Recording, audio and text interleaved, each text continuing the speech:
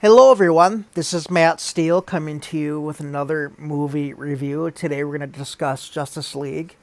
This is your spoiler warning, so if you haven't seen it and want to go in fresh, why are you listening to this in the first place? But anyway, we're not going to discuss the entirety of the movie, just one or two issues or elements I think, if they would have changed, might have changed people's perception of the movie quite a bit.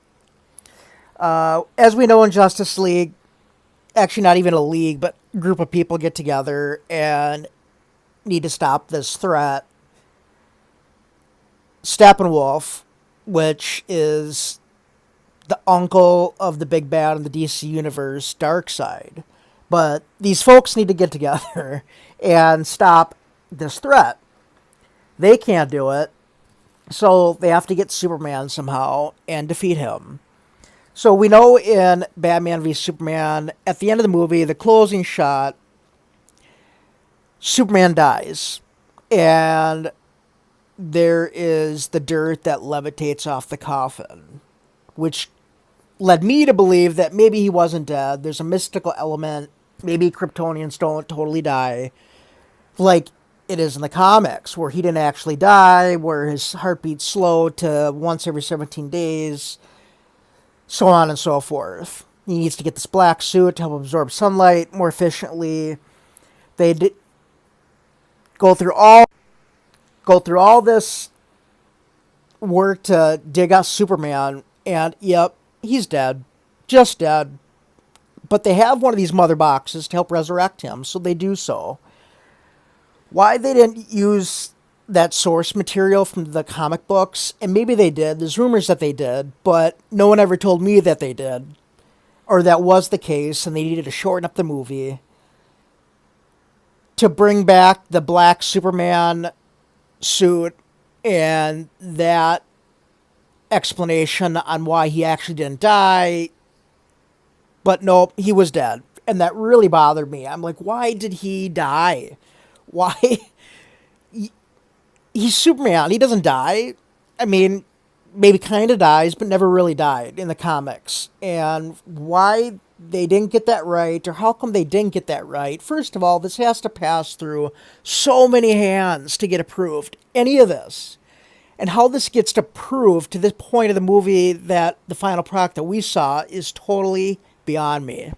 Totally beyond me. And Steppenwolf, the other element of the movie that I totally disagreed with. I didn't mind Steppenwolf, that's okay.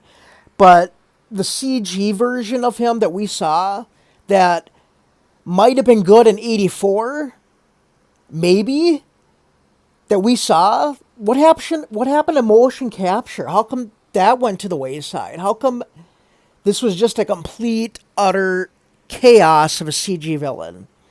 And maybe that's why I never really felt threatened, or that this was something to be feared, because there was no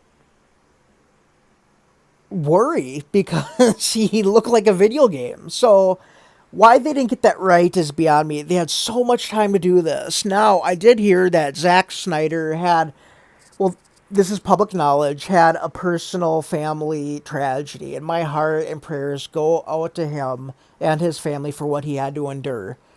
But this was in post-production when this happened, so I fault Warner Brothers and DC for even putting the product out there that they did.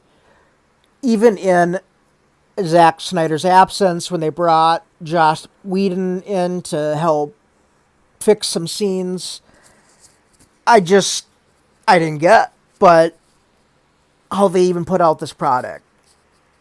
The Superman, the dirt at the end, when it levitated at the end of Batman v Superman, that mystical element totally went out the window. The CG villain that we got in Steppenwolf, those in itself took me completely out of the movie. But when I saw it my third time, because I had no expectations, and that's not fair, I was more okay with it. But they had so much time to do this right, so many years to get this right. They had the actors and the talent. Why they couldn't do it right is beyond me. But I didn't care for it. I liked it more the third time. But I'm interested to hear what you thought, what your comments are. But I do not recommend it. But hopefully you enjoy this commentary.